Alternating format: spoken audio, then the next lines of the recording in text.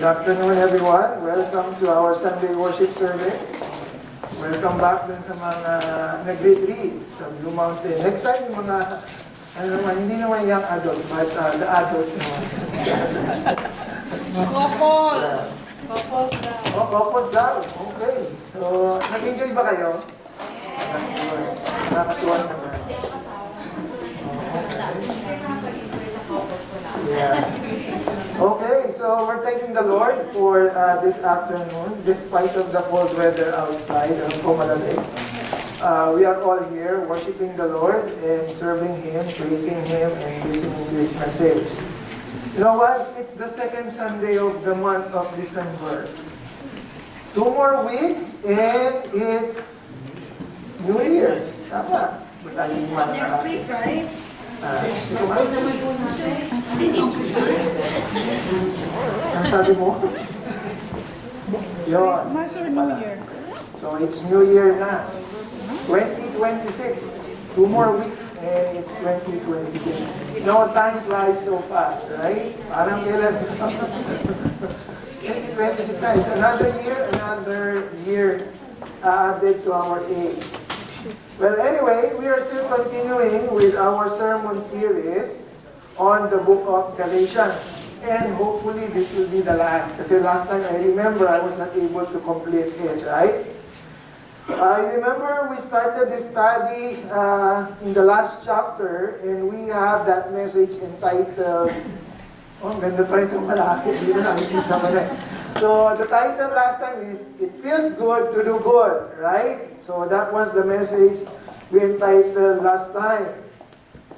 But for today, I made some adjustment for part 2. Actually, I was not planning to have part 2 during that time. Kaya lang, because of yung time natin, because we ran out of time, that's the reason why we have this part 2. And the title of our message for part 2 of Galatians chapter 6 is, Feel Bad in Doing Bad.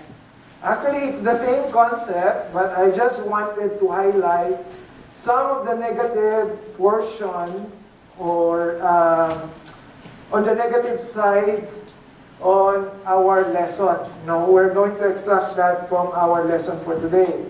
And just like what I've said, hopefully and finally, we can end this whole series tonight to conclude this chapter. And actually to conclude the whole letter. Chapter 6, right? Chapter 6. So that is the focus for today. We started discussing chapter 6 last time, but we weren't able to finish it. So today, hopefully, we will end this and we will be concluding this part. So if you have your Bibles with you, I'd like to invite you to stand up and open it again in the last chapter of the letter of Paul to the Galatians. Actually, I have it on the board for those who cannot see it. Next time we'll put our whiteboard on top. But for those who doesn't have it, allow me to read it and just simply follow along with me. Right, so this is how it says, Galatians chapter 6, verse 1 to 5. It says here, Brothers and sisters, even if a person is caught in any wrongdoing, you who are spiritual are to restore such a person in spirit of gentleness. Each one looking to yourself so that you are not tempted as well. Bear one another's burden and thereby fulfill the law of Christ. For if anyone thinks that he is something when he is nothing, he deceives himself. But each one must examine his own work, and then he will have reason for boasting, but to himself alone, and not to another. For each one will bear his own load. Okay, let's continue. Verse 6. The one who is taught the word is to share all good things with the one who teaches him. Do not be deceived. God is not mocked, for whatever a person sow, this he will also reap. For the one who sow to his own flesh will reap destruction from the flesh, but the one who sow to the Spirit will reap eternal life from the Spirit. Let not become discouraged in doing good, for in due time we will reap, if we do not become weary. So then, while we have opportunity, let's do good to all people, and especially to those who are of the household of faith. See, with that large letter I have written to you with my own hand. That was Paul writing. Okay, verse 12. All who want to make a good showing in the flesh try to compel you to be circumcised, simply so that they will not be persecuted for the cross of Christ. For those who are circumcised do not even keep the law themselves, but they want to have you circumcised so that they may boast in your flesh. But far be it from me to boast, except in the cross our Lord Jesus Christ, through which the world has been crucified to me, and I to the world. For neither is circumcision anything, nor uncircumcision, but a new creation, and all who will follow this rule, peace and mercy be upon them and upon the Israel of God. Verse 17, from now on, let no one cause trouble for me, for I bear on my body the marks of Jesus. The grace of our Lord Jesus Christ be with your spirit, brothers and sisters. Amen. So this is how Paul ends his letter to the Galatian church. So may the Lord add blessing to the reading of His Word. Let's remain standing. And let us open this time first in the word of prayer. So let's come to the Lord in prayer. Our Heavenly Father God, Lord, once again, we would like to thank you, Lord, to give you praise and honor, Lord God. Especially, Lord, for bringing us all together here to study your word, to listen to your word, Lord God, and even to sing praises to you and worship you, Lord God. Lord, thank you for your presence in our midst. Thank you, Lord God, for the inspiration that you are continuously giving each one of us. And Lord, as we listen to your message this afternoon, Lord, we pray that you will be glorified in our midst. And I pray, Lord God, that you will be the one to deliver your word, that you will be the one to preach your word, Lord God, and that you will only use me, Lord God, as your instrument. Lord, I pray that you prepare our hearts and our mind, and if there is any work of the enemy, Lord God, Lord, we pray in your name that you will bind it, Lord God, that it will not steal the message that you have in store for us today. We give you all the thanksgiving in Jesus' name. Amen. Now you may sit down. So again, the title of our message, Feel Bad in Doing Bad. Okay, so I guess it's self-explanatory what's the meaning of that title. And I remember last time, the title is Doing Good to Feel Good, right? But this time to complement it, the title is Feel Bad in Doing Bad. So later you will understand more why I chose that message title. Okay, so before we jump back to our main text for today, let me do a quick summary of what we have covered or what we have learned from the entire book of Galatians. Probably by this time, after listening to me for several messages, somehow you already know the idea about the book of Galatians, right? Pag hindi nyo pa naman naalala yung mga pinagsasabi natin dito, kasi ilang beses na to, this will be the 7th time, right? So I guess you already have the idea. So today, I'm just simply going to give you like a short snapshot, okay? I will not go into details. So we all know that the book of Galatians was the first letter that Apostle Paul write. Sa lahat ng mga sulat na ginawa ni Apostle Paul, book of Galatians was the first one. So when he wrote this letter, he's a newbie at that time. So when you say newbie, parang baguhan pa lang siya.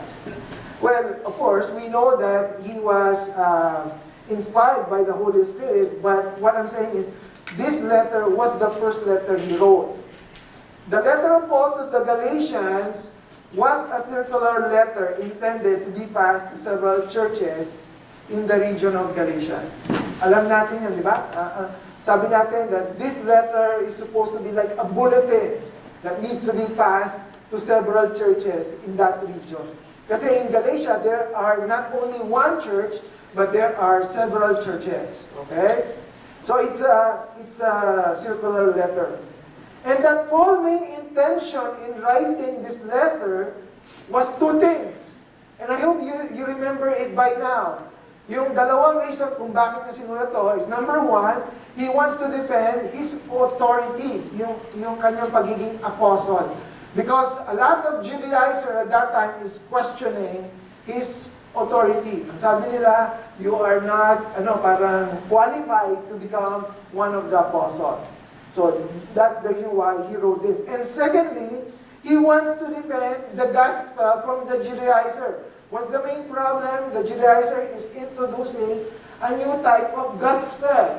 And what is that? Accepting the Lord Jesus Christ plus works, plus circumcised, plus following the law. Right? So that is the two main reasons bakit niya sinulat yan. The letter was composed by Paul with three, we could say, classified sections: personal, doctrinal, and practical. I remember I mentioned this to you, chapter 1 and chapter 2, doon binuhos ni Paul yung kanyang personal insight, right? Yung kanyang tono, the tone of his letter, it's more about personal. And then on chapter 3 and chapter 4, this is where Paul teaches us more about doctrines. Okay?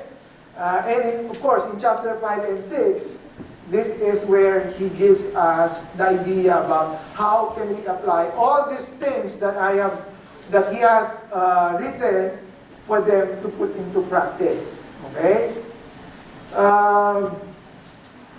And the letter of the Galatians is so important that it will enlighten those who read it about here. It would enlighten us about the gospel. It would teach us about faith, the freedom in Christ, the purpose of the law, how to contend legalism.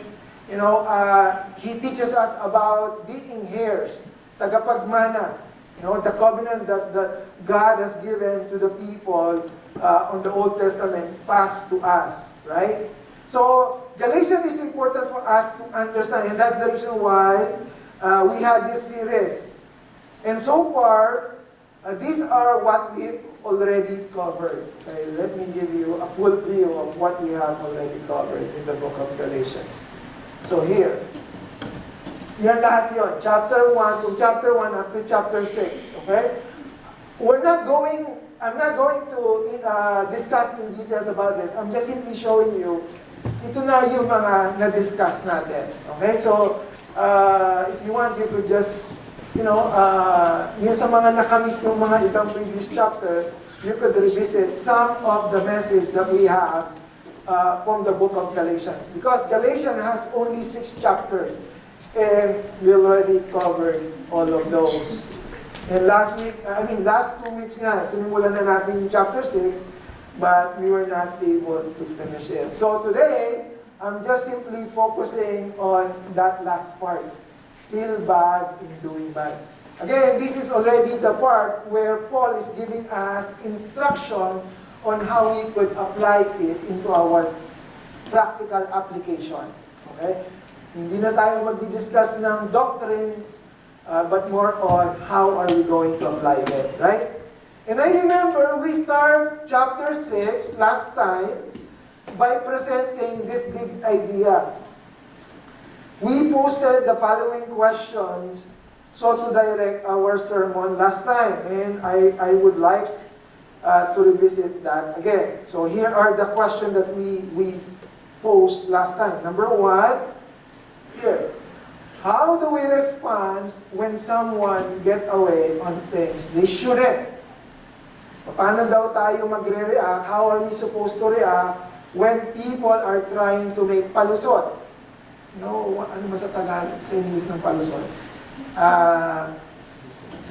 Excuses? No, excuses is parang acceptable kasi. Palusot is parang an alibi. Okay, yan. Alibi or parang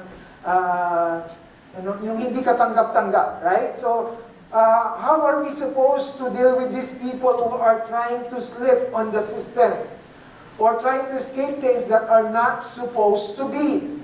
Sabi ko nga yung nagpapalusot o yung mga nakakalusot. Ano mararamdaman natin? Minsan ayaw natin yun, di ba? We don't like injustice. We want everything to be fair. But the sad thing is that there's no such thing as fair in this world. Do you agree? Wala namang fair, di ba? Everything, there's always variance.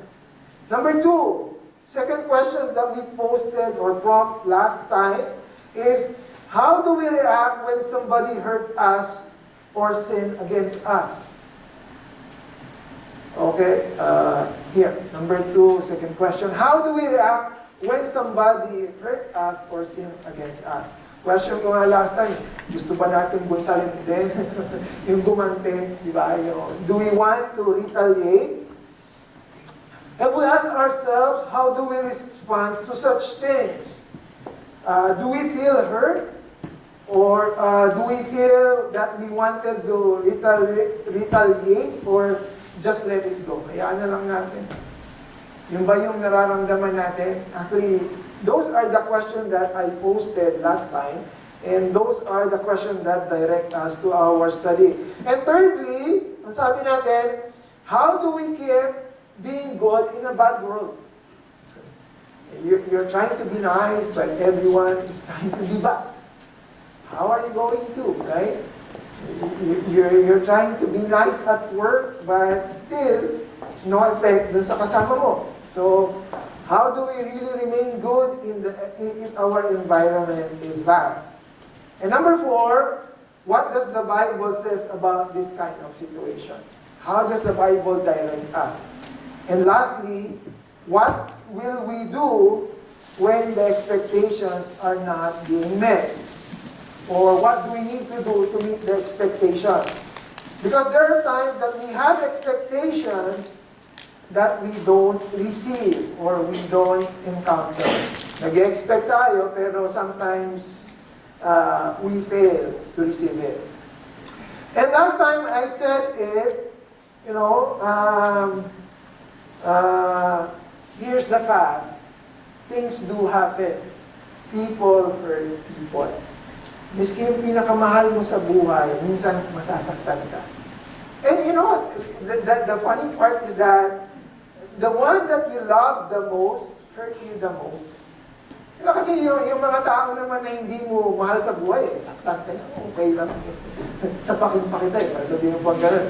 Pero when it's your loved one who hurts you, it really hurts to the bone, sabi nga nila, right? So it's true, right? It's a fact. People hurt people. Actually, the Lord Jesus Christ mentioned this, I remember, in Luke 17.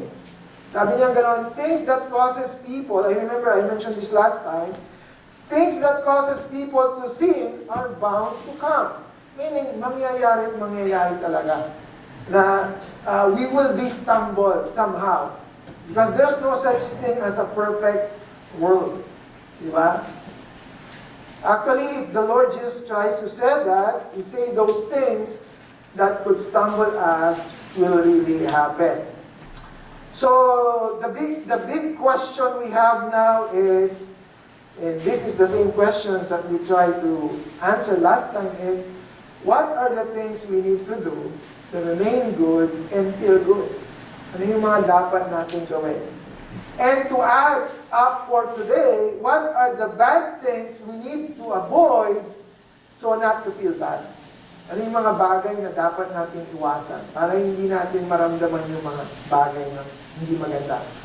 And as mentioned last time, Paul in chapter 6 prepared some few lessons where we could draw some pointers to consider lesson based on the following. So I'm going to review this, but I will continue to where we left off. Okay, so I remember we have 4 points only, right? So I think I finished point number 1. Right, here's point number 1. Lesson based from caring and sharing, right? From verses 1 to 5. What did we learn from that? Again, I'm just simply going through quickly. Number 1, we learned here, based from this passage, sabi ganon, brothers and sisters, if someone is caught in a sin, You who live by the Spirit, what does it say? Should restore that person, how? Gently, but at the same time, watch yourself, or you also may be tempted. There was a warning from Paul, in order for us to remain good, or to be part of, helping people to be good, we need to restore people. And what did we learn from this? Again, hindi na natin ito i-discuss, kasi na-discuss na natin ito we discussed this last time. I'm just simply trying to refresh our mind. These are the things that we learned from here. Number one, we said Christians should be open for correction and restoration. Right? It is important na matuto tayong magpa-correct. Magaling. Because most of the time, we are good in making correction to other people, but when other people is trying to correct us, huwag mo ma-correct yan. Di ba? So, kailangan pareho. Dapat it should be balanced. We need to learn how to restore, and we also need to learn how to be corrected. And I remember we mentioned about yung rebuke last time. Remember when the Lord Jesus Christ said, in order for us to restore a person, they need to be rebuked. And we learned how the proper way of rebuking last time. And secondly, Christians should also know how to apply correction and restoration. Yun nga, yung rebuking. Christians should be precautious and should learn how to evaluate him or herself. Kasi ang sabi doon, di ba? Watch yourself or you may also be tempted. So merong dapat assessment. Hindi pa pwede yung, sige nga, I will try to condone you or I will try to help you, pero bandang huli, ikaw, nahulog na rin, di ba? Maraming ganyan sa drama, di ba? Yung kala mo tinutulungan lang, yung bandang huli, sila na yung nahulog din dun sa kasalanan. Right? So, we understand that. Secondly, sa second verse, sabi ganon, carry each other's burden, and this way, you will fulfill the law of Christ. Right? Sa verse 2, carry each other's burden. So, what did we learn on that passage? Sabi natin, Christians should be open, compassionate, and to be considerate. Right? Christians should be willing to provide help and assistance. Carry each other's burden. Do you remember what I mentioned about burden? Yung sabi ko sa inyo, burden, we have to evaluate whether it's really a burden or baka naman it's a curse, right? Tulungan mo naman ako sa burden ko. Ikaw naman ito, padala ka ng padala. Hindi mo alam, inuubos niya lang pala sa bisyo, di ba? So, you're not helping the burden, but you are promoting the consequence of his action. So, we have to understand, right? We should be willing, of course, to provide help and assistance, but at the same time, we have to be smart. Hindi yung basta, bigay ka lang ng bigay. Yung pala, winawaldas na kung saan-saan lang, di ba? Ikaw, nagpapakahirap ka mag-overtime dito, pero samantalan sila, di ba? Enjoy na enjoy yung mga bagay kanilang mga gadgets. Samantalang ikaw, hand me down, di ba? So, sabi nga lang, carry each other's burden, and in this way, we fulfill the law of Christ, okay? And what else did we learn in point number 1? Sa verse 3 and 5, sabi ganon, if anyone thinks that they are something, when they are not, they deceive themselves. Each one should test their own action. They can take pride in themselves alone without comparing themselves to someone else. For each one should carry their own responsibility, their own load, right? And what did we learn last time on that part? Again, I'm just simply reviewing yung point number 1. Sabi natin, Christians should learn to do self-evaluation. Right? Ang sabi doon, each one should test their own action. Kaya nga sabi ko kanina, magaling tayong mag-test ng action ng iba. Diba? Tignan ko nga. Tignan ko nga anong gagawin niya pagka ganito, pagka ganon, di ba? Christians should not fall and stay away from that comparison trap.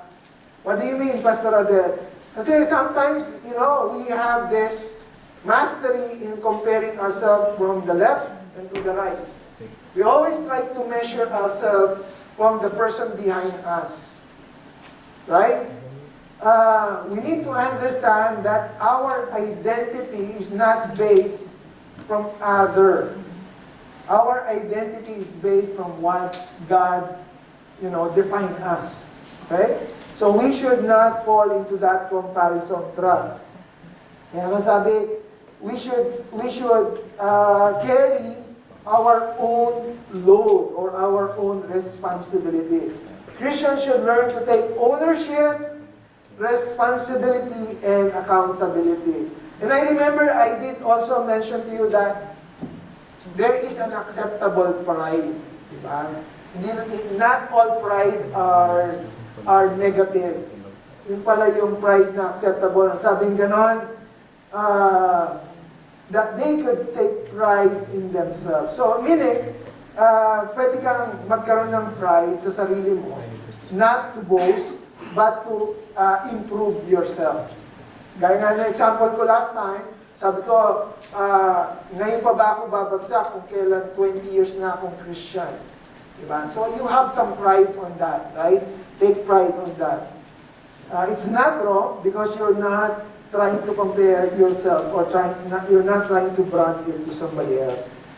Okay, so that was point number 1. Lesson based from caring and sharing.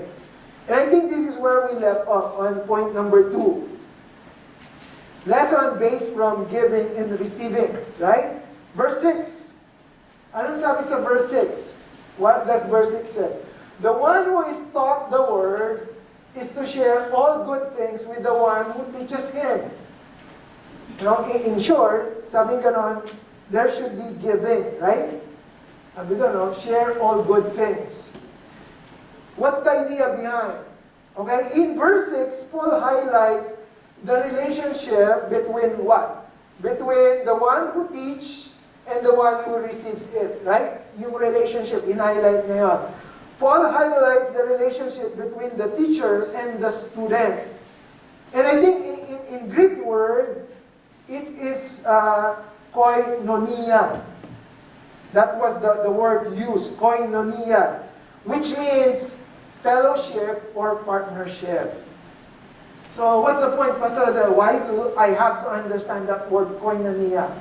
Why do I have to understand that this is a partnership or a fellowship? Why? Because it is important to underscore this word, share all good things. Okay, the idea, the partnership, okay? So why is it important that I mentioned it's a partnership and it's a fellowship? Because I want to underscore that word, sharing, right? Because, oops.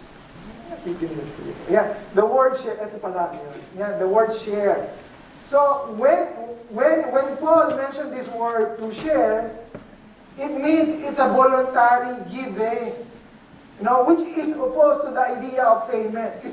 Because some people thought that the one who teach should be paid by the one who received the teaching. Yung parang yung student, dapat bayaran niya yung kanyang teacher.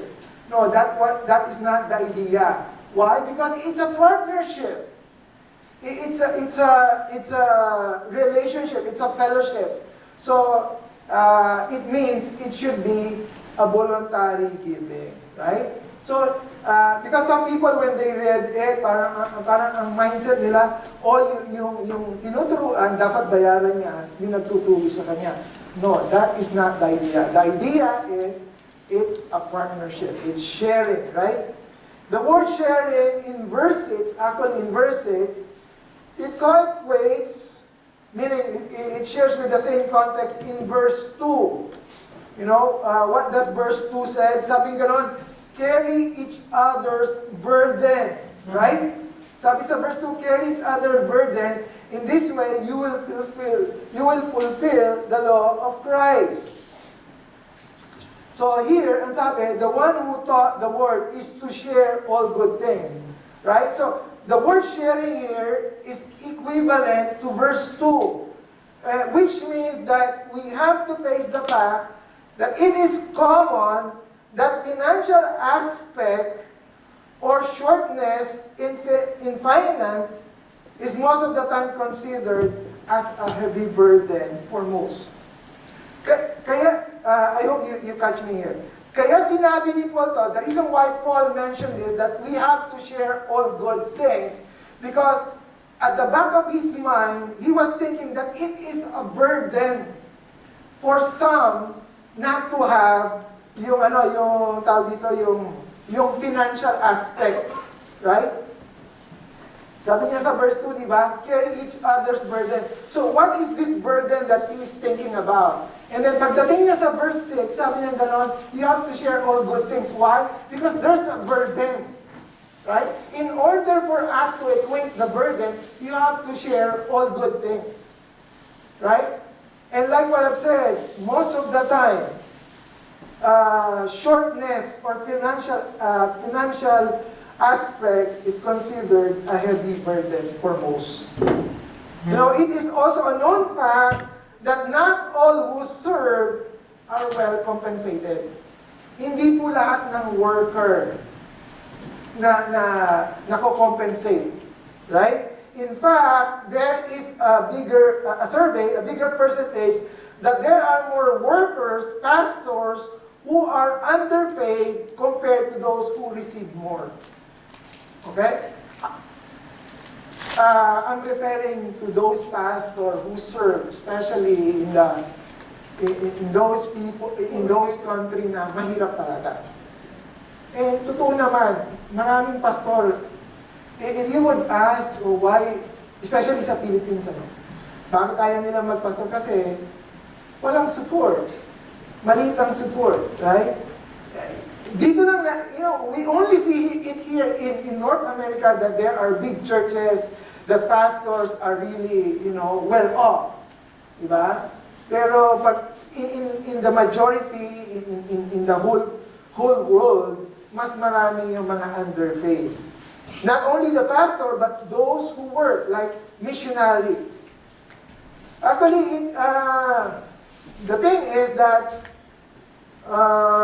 even Martin Luther, the great theologian or influential of the Protestant Reformation, said that the principle in this verse is very important to teach, but it's kind of awkward to teach. Sa totoo, parang ang hirap ituro yung especially pagdating sa giving and sharing. Even si Martin Luther siya na yung great reformist. Sabi niya, in one of his writings, he said that he doesn't find pleasure and not comfortable in writing about it, though it benefits most people like him. It is important to teach yung sharing. Because remember, sharing is not about payment, but sharing, it's a partnership with the ministry. Right? This is a basic spiritual principle, but often neglected. And what is this basic principle? The basic principle is that those who feed and bless us spiritually are supposed to be supported by us financially. Kung yung doktor na, binabayaran natin pag pinagagaling tayo, how much more yung people who help us be healed spiritually. Again, for me, I feel awkward teaching this, but it is important because this is part of the scripture, right? And the truth is, the Bible repeated this principle several times. Look at this. Kasi, sabi ni Pastor Adel, dapat ibigay tayo. No, actually, it's the Bible who's saying that. Look at this. 1 Corinthians chapter 9, verse 11. This is Paul writing, if we have sown spiritual things for you, sabi niya, is it a great thing if we reap your material things? Hindi ba kalabisan na huminiring kami ng material things? Sabi niya sa 1 Corinthians chapter 9, verse 14, even so the Lord has commanded, hindi siya nag-plead, but a command, right? That those who preach the gospel should live from the gospel. And in 1 Timothy 5:17, let the elders who rule well be counted worthy of what? Of double honor. Especially those who labor in the word and doctrine. So, I'm not saying that, that we should be focused on just simply supporting the workers. But it is important because this is God's basic principle. And I thank the Lord for allowing me to be part of this church. I've seen this church grow pagdating din natin sa sharing and giving. But, we should not stop only here. We should spread our support even dun sa mga less fortunate, sabi nga. So, it is important. Sabi nga, the one who taught the word is to share all good things with the one who teaches him. So we should not be embarrassed, especially for teachers, for workers, and even for pastors and elders. We should not feel embarrassed for receiving support. Why? Bakit tayo hindi dapat mahiya? Because, listen to this, if Satan cannot suppress the spreading of the gospel by force, he then accomplished his purpose by striking the work with poverty. This is a sad reality and there is a truth behind it. Minsan, kung hindi mapigilan ni Satan yung paglaganap ng word by the preachers and the studies of the word through Bible studies, he tries to strike, the word with poverty. Diba? He tried to deceive people in not supporting the ministry. So it is important to support the ministry. I'm not saying this because I'm the pastor, but I'm telling this because this is what the scripture said, right? And just like what Martin Luther said, sometimes it's awkward kasi parang it is as if that you're trying to ask for something, but it is not, right? Because this is the word and we have to present the word. So what are the principles we learned from verse 6? Number 1 is this one. Christians should be supporting the workers of God. Okay? The workers of God and at the same time the work of God. Christians should learn the value of acknowledging others, right? Through their accomplishment by recognition and appreciation. Sabi nga, double honor. And that is the reason why, every now and then, we acknowledge even our workers here in the church. Right? Not only the pastor, not only the elders, but everyone. We praise the Lord for those who are dedicated, who help, especially with our ministry here at MCA. Kaya ang ganda ng ating Christmas party. Maraming nagsabi na, some of the guests said that nakatutuwa daw sila sa church because people are very, nagtutulungan. People are all involved. So let's keep up the good work. What else? Sabi doon, to share in all good things. This is the idea is to bless and benefit those who work for the ministry, right? Yung sabi sa verse 6, to share in all good things. And this should be done actively, continuously, and ongoing, right? Hindi pwede, nagbigay na ako last year. That's it. No, this is an ongoing thing, right? I remember, we were discussing one time about the tithes and the giving that we receive in the church. Where does it goes through? It goes through our operation here. And I promise, one of these Sundays, we will provide a financial report. Okay? Para makita natin saan pupunta yung ating finances. Okay. It's hard to know that people wants the benefit, but not the commitment. Kasi sabi dun sa verse, those who serve should be receiving, good things. Again, good things, not second hand, not some hand over stock, not leftover things, not as a last resort option. Kasi sabi ko nga, maraming binibigay kasi hindi na nila kailangan. No? Oh, ibigay ko na to sa kanya, hindi ko naman kailangan. Diba? Well, thank you, but at the same time, when we give, let's give the best. Diba? Sabi, all good things. Hindi naman sinabing second-hand things, right? Pero of course, it's still good to give, but we are encouraged to give the best. Kasi kung ikaw ang makaka-receive, gusto mo yung best din. I remember there is this one person, sabi niya, papadala ko na lahat to sa Philippines kasi hindi na to kasya sa amin, tsaka maliliit na eh. Parang, wow. Well, of course, nakakatulong yun. I'm not saying it's not, right? But at the same time, haluan nyo naman ang mga bago. Di ba? Hindi puro lumuma. So, haluan natin ng bago. Okay? So, let's move on. Again, it is important to learn the value of giving and receiving. There is benefit from the receiver and the giver. So, let's move on to our next point. Okay? Actually, nandito tayo sa third point. 4 points lang naman tayo. 4 points. Isa lang. Here, 4 points. Okay, I think I mentioned that last time. Sabi ko nga, di ba? A lot of people is trying to don't claim this verse, but they don't realize that that statement was given by Paul because they are supporting the ministry, right? If we want to claim this verse to our life, then let's support the ministry, right? Sabi niya gano'n, no? What you have sent me, and my God will supply all your needs. Kasi tinulungan nila si Paul, eh. So let's move on to point number 3. Lesson about lesson based from sowing and reaping, verse 6 to 7. Actually, yung last point is very short. Okay? Dito tayo, I would like to concentrate here on point number 3.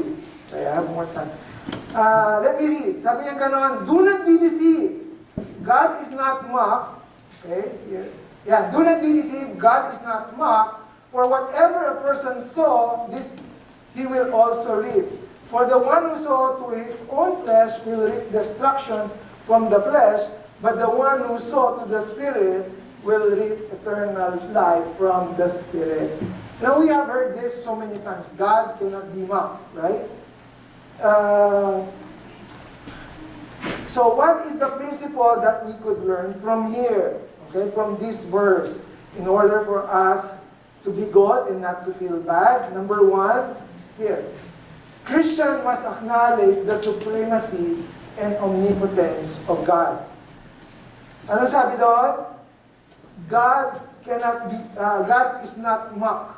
Okay? God is not mocked. Let me pause a question here. Question is, how can a person mock God? How can a person mock God? Actually, the answer is no, you cannot mock God. Right? But again, a person can always try, but at the end, the result is that we cannot. We still end up losing. Right? The question is, how can a person mock God?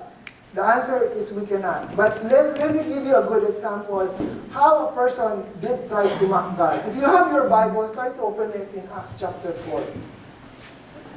While we wait for our PowerPoint, actually I have it on our PowerPoint. Try to open it one. Just try to catch up. Mark chapter 4, let me read verse 32 to verse 37. Ang sabi dito, all the believers were in one heart and mind. No one claimed that any of their possession was their own, but they shared everything they had.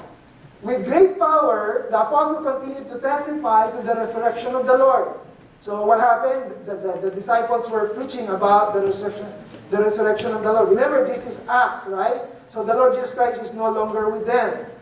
And God's grace was so powerful at work in them at all, that there were no needy persons among them, for from time to time, those who owned lands, listen to this, or houses, what did they do? They sold them, and they brought the money from their sales and put it at the apostles' feet. and it was distributed to anyone who had need. So ano daw ang ginawa ng mga tao during that time? They sell all their properties. This is right after the apostles do their preaching. And because they were convicted, what happened is they share whatever they have. Look at verse 36. Joseph, a Levite from Cyprus, whom the apostle called Barnabas, which means son of encouragement, sold a field he owned and brought the money and put it at the apostles' feet. So again, what is happening here? So here, the believer shares their possession. And the story of Ananias and Sapphira, found in Acts chapter 5, is a sad story that we could always go back. I think you guys are already familiar with the story of Ananias and Sapphira. You know, it actually begins at the end of chapter 4, from the one that we read, with the description of the early church in Jerusalem. A group of believers so filled with the Holy Spirit that they were at one heart and one mind. This portion that we have read, this is actually the beginning of the story of Ananias and Sapphira. So the people during that time, they knit together, they held their possession loosely, and they all willingly shared them with one another. Nag-share sila. Look at what happened there, right? Look at the Greek. For time to time, those who owned land or houses sold them, binebenta nila, and they brought the money from what they sell to the apostles' feet, right? Those who sold land and house gave their profits to the apostle, which in return distributed the gift to those who are in need. Two members of this group were Ananias and Sapphira. They also sold their field, and part of the profit from the sale was kept back by the couple. They tried to, nagbenta sila, pero binulsa nila yung portion. Okay? They did not give everything to the apostles. However, Ananias made a pretense of having given all the proceeds. Pretense meaning, kaya sabi ni Jobert noon, pretentious sila. Nagpre-pretend lang. Okay?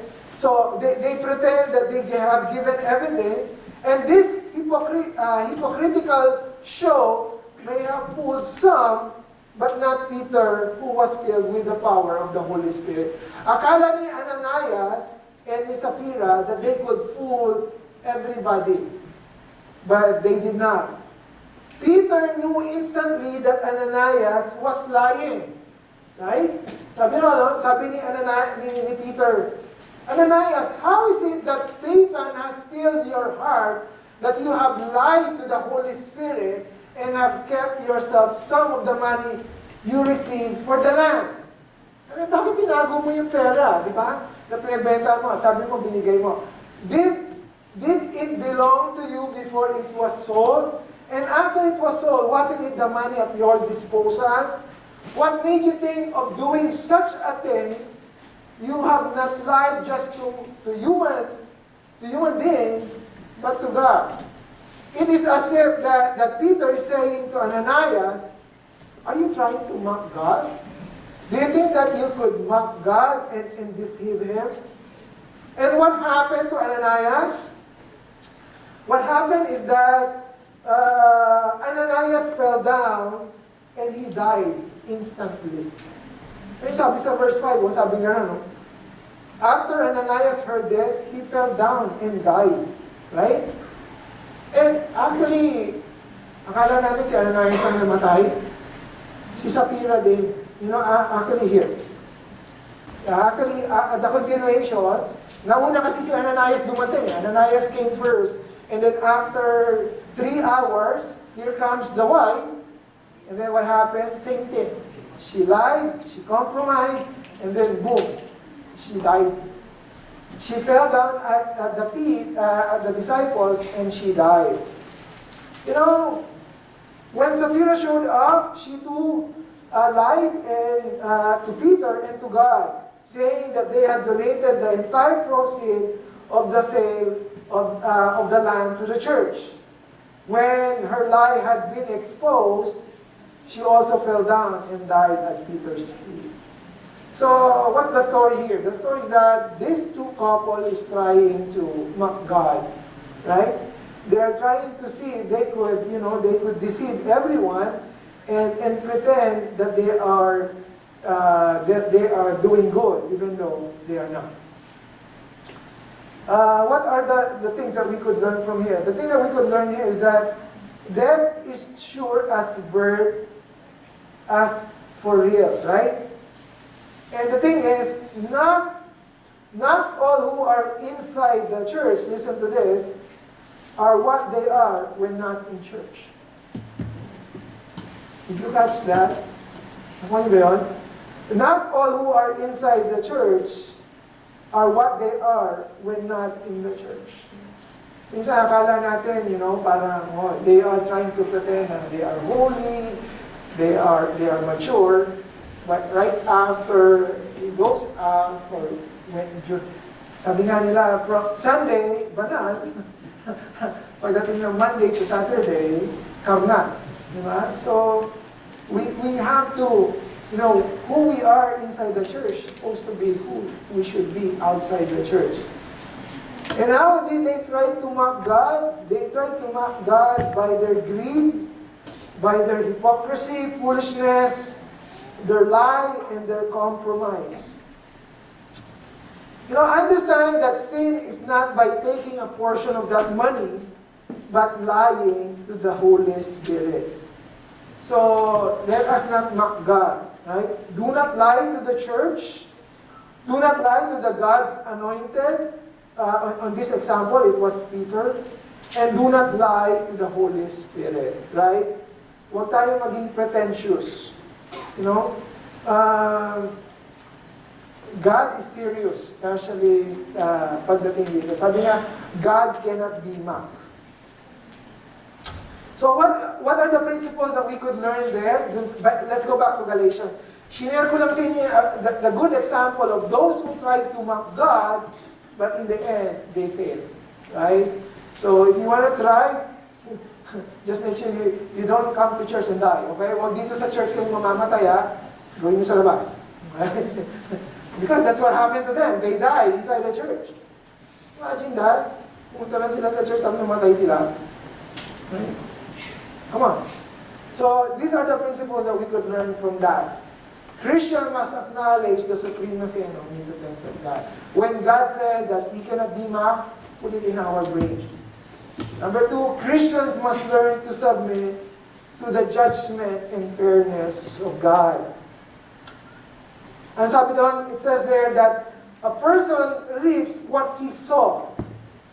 Right? Question now. Something for us to think about. What do we want to sow? Ano yung gusto natin itanim? Right? We all sow, right? Some way or the other, we are all sower. Either we are a teacher to a student, parent to a kid, a friend to a friend. Think about it. What do we sow? God's nature by itself teaches us and disciplines us. What do you mean, Pastor Adel? Sabi mo, God's nature by itself teaches us and disciplines us. Pag sinabi natin, God cannot be mocked, yung what you sow is what you reap, it is as if that we're saying that is God's judgment already. That in every action we do, it's either we inherit the benefits and the blessing, or discipline through the consequence of our action. Kumbaga God has already given us the warning, the precaution, so it's up for us, to follow. So we cannot test, because testing God is like mocking God, right?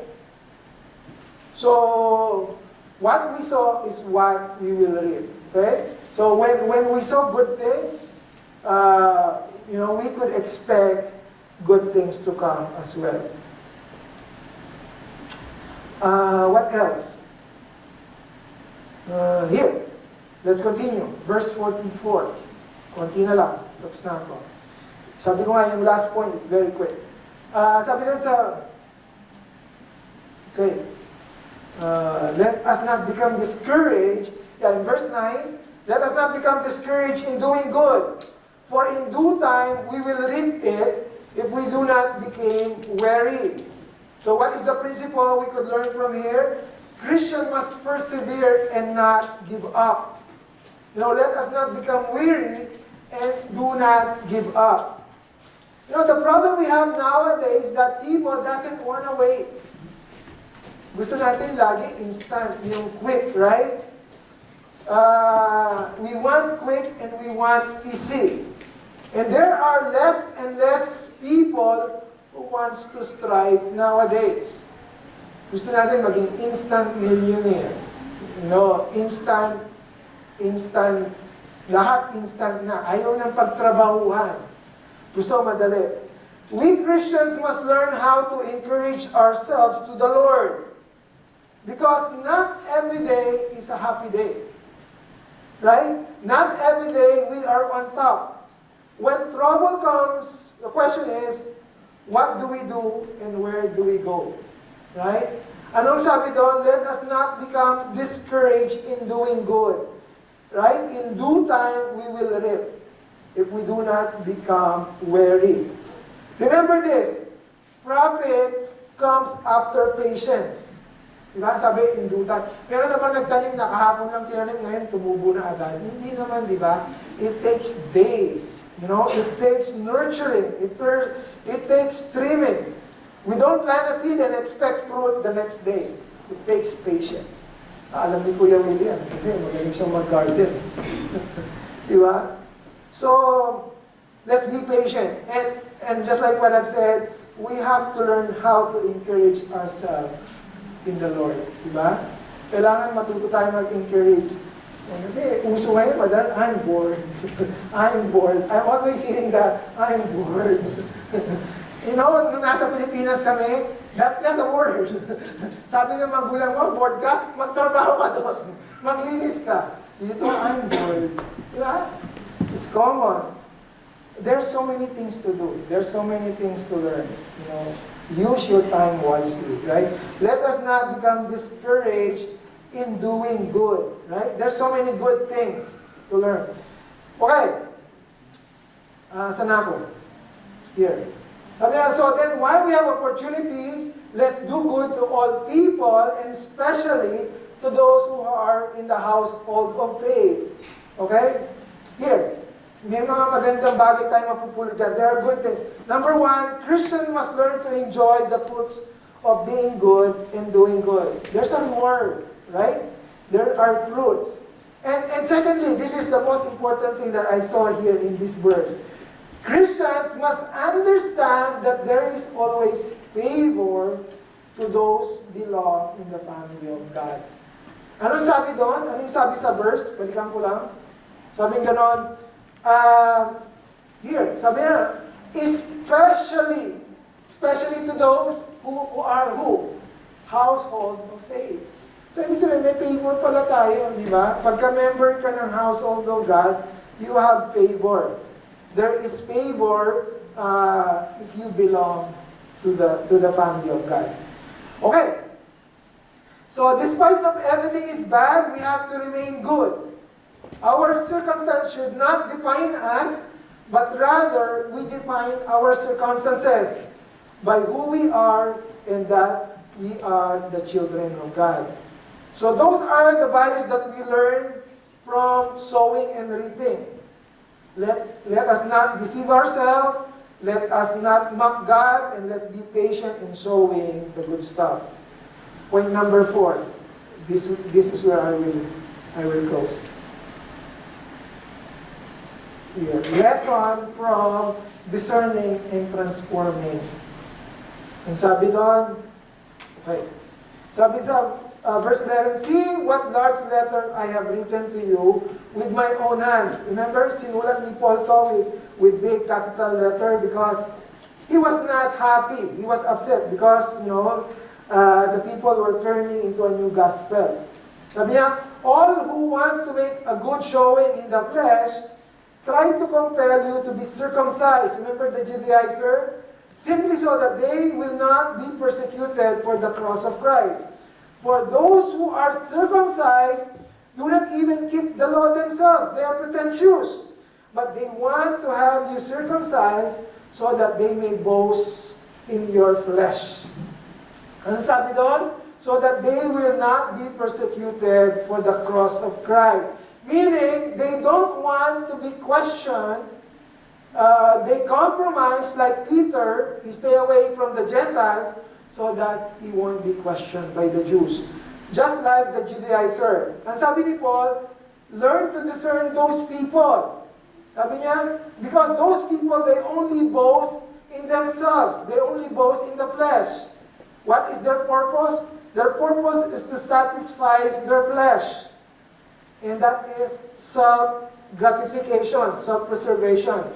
We have to remember that all these things are material and temporal. And lastly, here's the contrast. Verse 14, right? Verse 14. But far be from it, me to boast, sabi ni Paul, except in the cross of the Lord Jesus Christ, through which the world has been crucified to me, and I to the world. For neither in circumcision, meaning neither in works or anything, but a new creation. And all who follow this rule, ang sabi niya, peace, mercy be upon them and upon the Israel of God. So what is the principle we could learn from that last part? Here. Oops, sorry. Bilis Gusto na matapos ng message ko. Christians must learn to discern the good things against the bad things. Right? Kailangan, wag tayong maging parang manhid. Dapat naiintindihan na. We need to know why we are doing things. Why are we following certain things and practices so that we do not compromise? Christians must be transformed in action, words, and in thoughts for the good. Christians must highlight the things that Jesus did into his or her life. You know, how will we boast him and if we do not know him? How we will know him if we do not follow him and reject him? So we need to boast on Christ. Yan ang sabi ko. But question is, how will you boast Christ if you do not know him? Kung hindi natin inaaral yung Bible. Let me go now to my conclusion. Okay. Galatians chapter 6 has given us principles on how we could live a good life and how we could enjoy it. You know, to do good, to feel good and to feel bad in doing bad is just the initial part. The main purpose, as stated in the passage we studied, is that it is in order for us to fulfill the law of Christ. And that is to love one another. So with that said, let's keep on doing good. Let's pray. Let me pray. Amen. Our Heavenly Father God, Lord, once again, we would like to thank you for this time that you have enlightened us, Lord God, on the things that we have to understand, especially, Lord God, and how we should remain good despite our environment is bad. Lord, thank you for those practical applications that we could follow and that we could put it into our lives. Thank you, Lord God, for this letter of Paul to the Galatians, for the many Sundays that we have studied this, Lord God. Lord, we pray that we will be able to plant this into our hearts, Lord God, and we will all be reminded of how Apostle Paul have given instruction that comes from you. We entrust everything to you, Lord. In Jesus' name we pray. Amen.